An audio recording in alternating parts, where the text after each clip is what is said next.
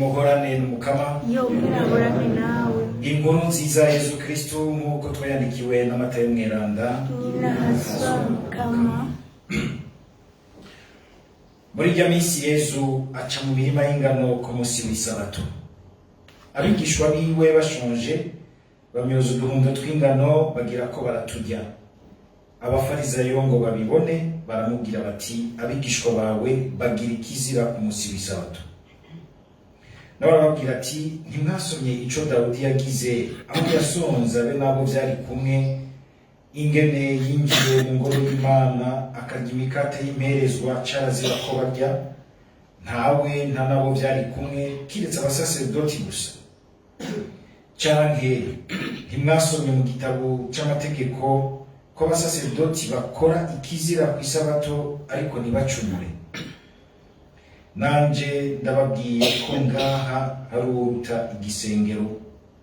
Iyo muba mwarategereye ico bivuga sishaka inkuka mugabo imbabazi ntimwociriye rubi izo ntungane. Nanone umwana w'umuntu aragaba n'isabato. Dushimagize iyi nkuru nziza ya Kristo. Kristo shemezwa.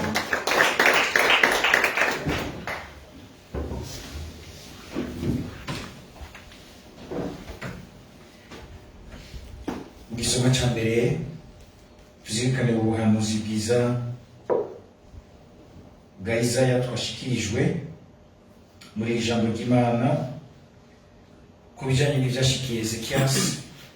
Abami bavuga yuko yagerageje kugambukira umukama mu biseko no mu gisabisho ciwe yabikoresheje mu gusaba asaba Imana ati wibuke mukama ko nitwararitse kugororoka imbere yawe uheze unyongere iminsi y'ukubaho. Iri jambo ry'Imana ririmo inyigisho nyinshi. Ubwa mbere twashobora kuzirikana igituma c'iki gisabisho ca Ezekiasi, ukumva yuko asenga nk'umuntu nyene abona ko kabaye biraheze. Tuvyibuke yuko iki gihe c'aba Ezekiasi ntibari bwahishurirwe yuko inyuma y'ubu buzima hariho ubundi buzima. Abana nja kuraba abagwaye ngiye kubahisiga ry'abagwayi sishoka ndabibwira abagwayi babo ntihagire uco batinya kumpamagara mu bisiga ry'abagwayi babo nkamusabira nti mukama muruhurire atahe uretse ko we arushe n'abamugwaje bararushe gose kandi kenshi nta mukama aranyumvira kandi igisubizo cane gaho kirafata gose ugomba kunyarutsa uyu warambwiye kuko hari n'igihe tugira ibisabisho bitarimo heyasi sinzi ko mucaco heza mu kirundo kivamwe ukatubona ko basengera umutamakazi amaze kuruha ubuzima bwamaze kuma ukamenga musengera ngo yomera nk'inkumi ngahaninde nga muya yicaye ngahe asubira komera simbe oyaye mukabe kicaye Ezekiasi tucumvise uvuga ko ari igisabisho c'umuntu nta bundi buzima azi imbere yiwe ubuhirwe bwiwe ni ngaha kw'isi gusa ivy'imbere ntavyazi ko rero imyaka yiwe yo kubaho igabanuka. Ivyo bituma mubona nko mu bwuzure bwa kera gupfa udashikanye imyaka 100 kujya kwa Ibrahimu niho gukenyuka. Mubise neza bagakoresha iryo jambo ngo gukenyuka kuko ubuhigo bw'umuntu ataramenya ubuzima buzoza muri imbere ni ngaha kw'isi gusa. Ariko si ukuvuga yuko umenga nubwo ngaha kw'isi ntaco bumaze. Twese turazi ingene turwana tugira tuti tuziga mu buzima bwiza hano kw'isi buri nk'amagara meza bishoboka twigizeyo umwanya wo gusaza. Kabona n'abagabo uyu munsi abonye imvi ziramurya umutima ugasanga ashigashira mu kanta abagabo bashira mu kanta abumenye yibwira ko akirimo ukabona ariko aragira beni makeup akisiga wagira ngo iminkanyari niyavaga kumafata amatizane kugira ngo ntasaza. Ikimenyamenya c'ingene mu buzima bwacu tubukunda kandi kubona Imana ikimwishura gutyo ni ikimenyamenya c'uko Imana irakunda ubuzima bwacu. Ariko ntitwabukunda nk'uko umenga nubwo buca tuguma ngaha kuko imera n'imperuka Ezekiyasi yarapfuye yarapfuye mumva ko Imana yamuhaye ubwo n'isi y'imyaka 15 ni myinshi ni mike myinshi uwo kugira ati ubusigare 15 uvuga ko ari myinshi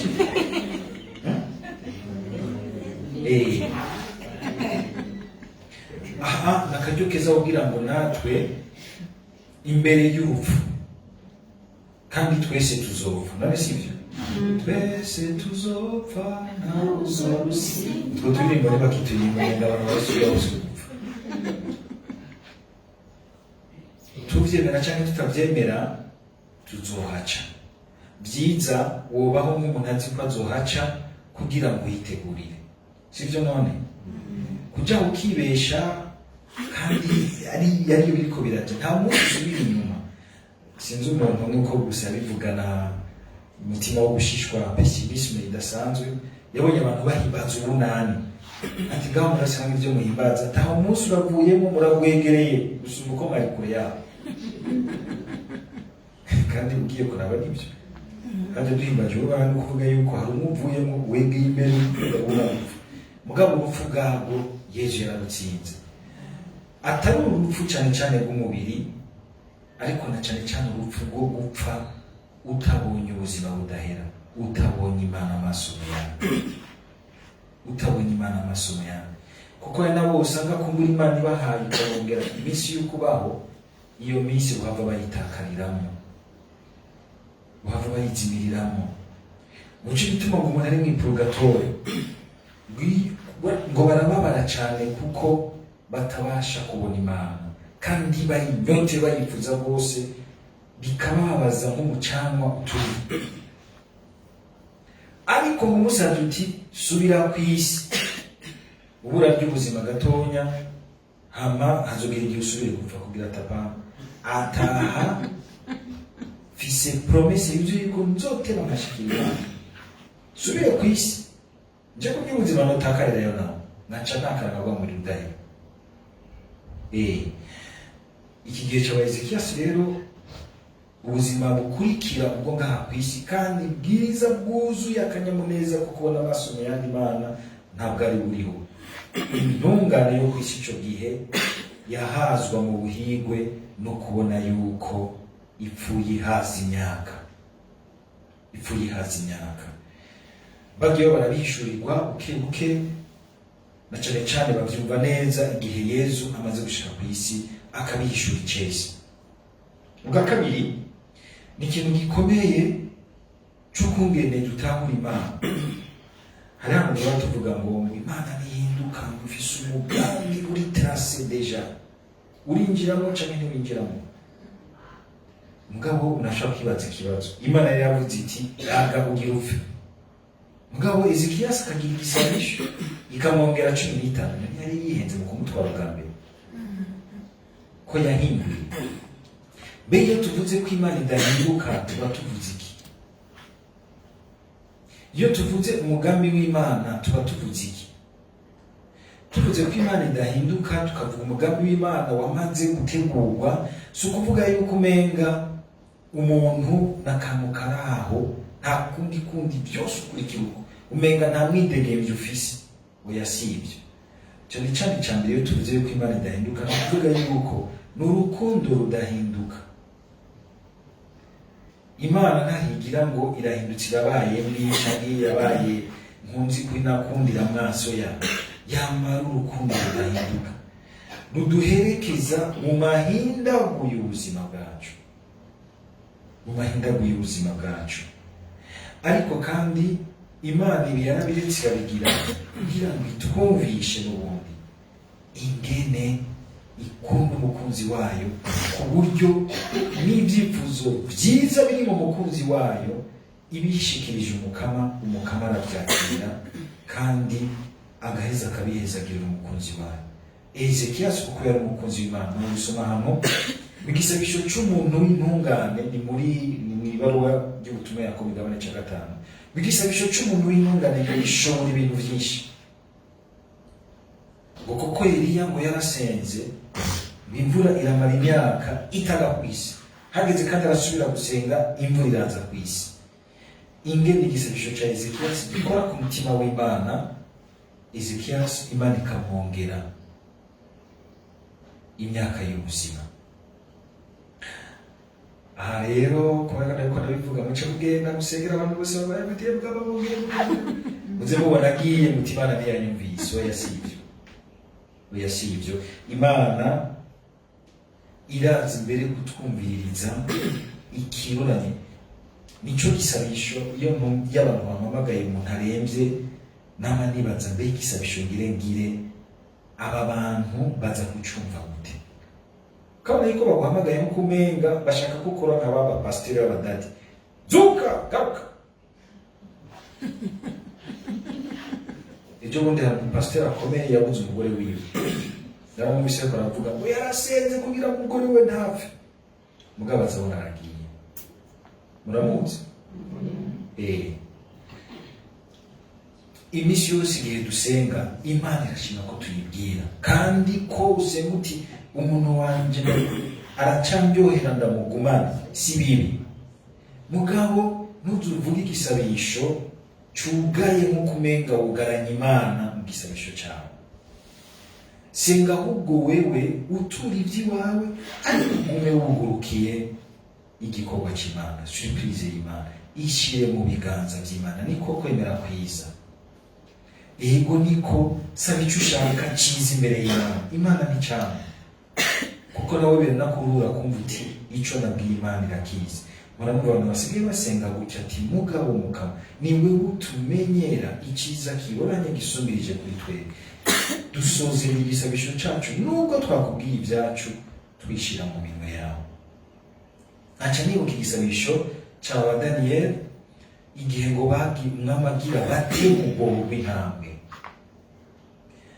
yamaze gushura nako ego we yagira bate mu muriro, umuriro ngo barawushusha inshuro ndwi zingene bahora bawushusha bagire bateye inkozi iki inshuro ndwi barawukaza. Amagira ati ngomba nabate mu rujya mucana ndabe ko iyo Mana yanyiza kubakurayo,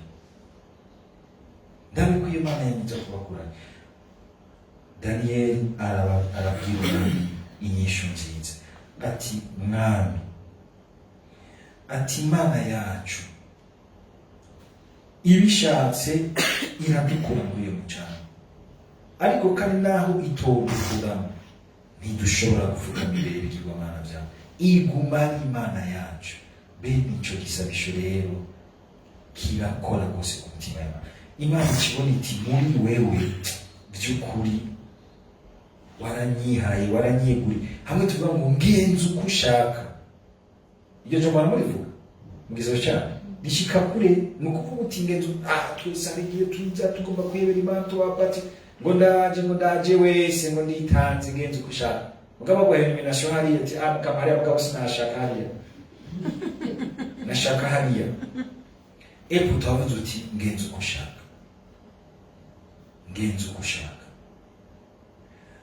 iyo rero twagize tuti by'ukuri Imana ikabitubonamo, nta gisabisho gikora ku mutima w'Imana cyiza nk'icyo. Imana ntuyigize nk'ikintu tegeka, ariko ko ari yitegeka, ko ari iyo Mana.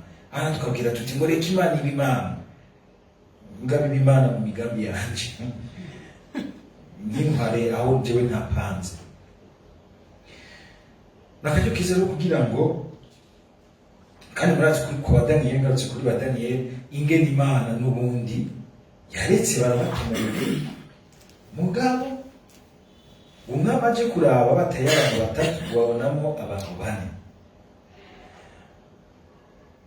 niko bagira bati nta mbeya zabaturiye ariko tugire Kristo, natanze Kristo. nta bintu muzi twese ducamo wese acamo bimeze nk'umuriro, amageragezwa nk'umuriro agoye akomeye mu buzima bwacu. Ariko igihe wasenze neza Imana ntiyagukure cyangwa ntiyagukure, ariko ikaza mu kaba babiri. Abakubona mu mengo umwe mugabo hari uwa kabiri aguteruye uzoyacamo ngo nta n'igufa ryiwe bazovuna, kuko bamenye kwirundura mu minwe y'Imana, batahagaze ku gushaka kwabo, bagira bati ibi natubwe biradusiga ubwenge, ngaha hasi twebwe dufise ubushobozi bwose, ariko turazi ko Imana itadutererana, naho twoca mu kabande k'umwijima w'urupfu izo zibe uwa kabiri agendana natwe. Igisabisho rero kirahambaye rwose, kirahambaye. Mbwa mwumva iki n'igisabisho c'umuntu ataramenya ko inyuma y'ubuzima hari ubundi buzima. None wamenye ko hari ubundi buzima imbere y'urupfu, uzoshikiriza igisabishikiye. Twese aho hantu tuzohaca, tuzoshikana igisabishikiye. Igisabisho cacu ciza gihinyanyuye aho tukirabira muri Yesu Kristo. Yesu Kristo we ntiyapfuye agira ati nyigiza y'ikarisa ati agaca ashirako kakana ati mugabo ngo ntibibe nk'uko ndabishaka, bibe nk'uko bishaka. Imana ikiramanuka iramuhagararira ushika vyose aca bisozera ku kindi gisabisho ciza cerekana umuntu agiye neza. Mu minwe yawe Mukama niho ushize umutima wanje. Napfuye agira ati nabivagumwe muranyishe bashe, muzopfa muzona n'abana banyu mwese. Oya, kandi aribyo bari bihamagaye ko mu minwe yawe Mukama niho ushize ubuzima bwanje. Igisabisho rero kirahambaye, ariko gihambaye igihe kiturekurira imbere y'Imana. Ese namwe ibisabisho byanyu niko vyo barimurura ico muba mushaka mukabwiriza Umukama, ariko bikama vyuguruye kugira ngo mwitege amasurprise y'Imana uko yoza kose, kuko ntakimana irekerana mu buzima bwacu, ko Imana nitererana umukunzi wayo. Dusabe gusa Umukama natwe aduha umwitwarariko wo kugerageza kumugororokera uko tubishobora kose. Amen. Murakoze.